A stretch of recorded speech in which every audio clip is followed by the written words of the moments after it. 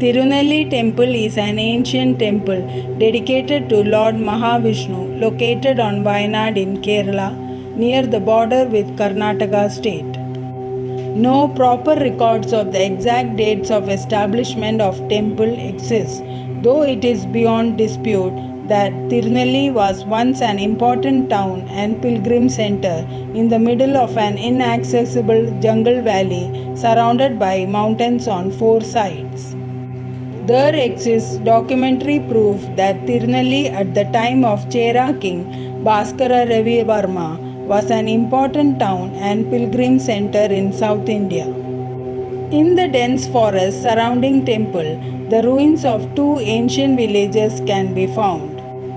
The name Tirunelli derives from the Nelli, the word for Indian gooseberry of the Amla tree.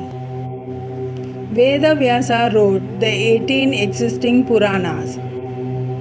The Matsya Purana, Skanda Purana, Narasimha Purana, Padma Purana, and many other Puranas and Hindu texts mention the beautiful Vishnu temple as being built by Lord Brahma, located in the picturesque Sahya valley, deep in the middle of forest of unmatchable beauty, and in these texts it is referred to as Sahyamalaga Kshetra.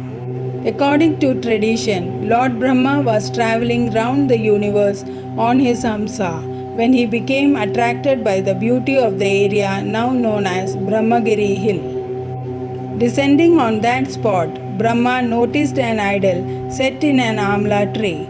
Brahma recognized the idol as Lord Vishnu himself and the place as Vaikunta itself. With the help of the Devas, Brahma installed the idol and called it Sahyamalakshetra.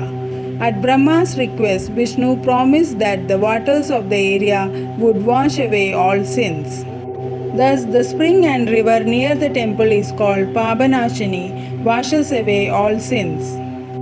Even today, the head priest of the temple leaves a portion of the worship materials in the belief that Lord Brahma himself will come and perform puja rites deep in the holy hours of morning.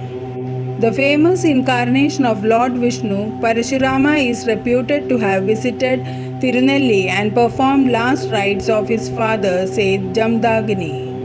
He also took immersion in the Pabanashini to wipe away sins committed in killing Kshatriyas. Kottayur temple and Thrissur temple are inextricably linked with legends and folklore to Tirunelli temple. There exists an old route which traverses Narinirangi Mala to connect with Thrissur Mahadeva Lord Shiva temple. In earlier days, all devotees who visited Thrissur used to undertake the arduous crossing of Narinirangi Mala to pay respect to Lord Vishnu and Brahma at Tirunelli. The journey was fraught with danger and might have been comparable to hardships of early Shabarimala pilgrimages. Emanating from the heart of Brahmagiri forest, flowing through roots, leaves and flowers of ancient trees and medicinal herbs, Pabanashini is a holy mountain stream accessible northwest of the temple premises. Pilgrims bathe here as they consider its waters to be sacred with powers to absolve one's sins. Further, the temple offers services to immerse cremation ashes in the sacred mountain stream to be thus carried to Kaveri river and from there to the ocean. This is a part of the last rites. Panchatirtham, the holy temple pond. Panchatirtham is the holy temple pond. One notable feature of the temple is the lack of a temple well. Hence, water is transported from a perennial mountain stream deep in the valley by impressive stone aqueducts right into the priest's room.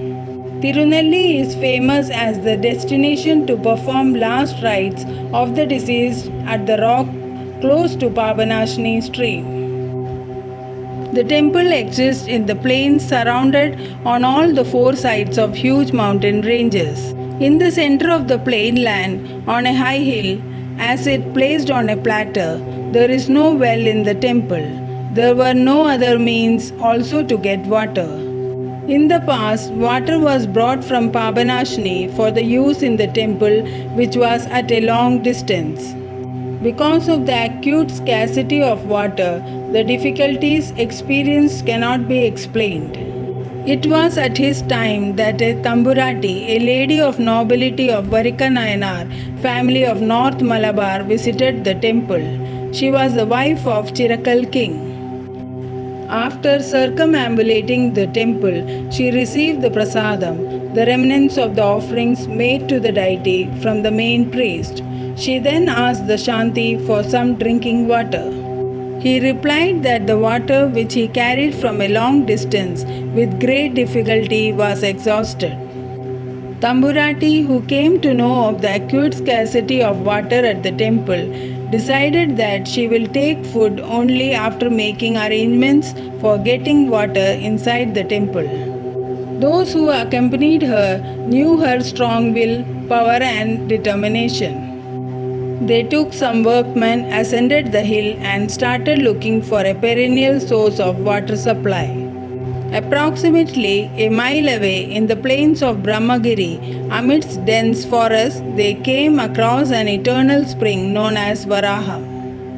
At once, bamboo, which was available in abundance, was cut in the shape of a channel and joined together to form a continuous channel with short bamboo stumps as support and crystal clear spring water made to flow and reach the temple.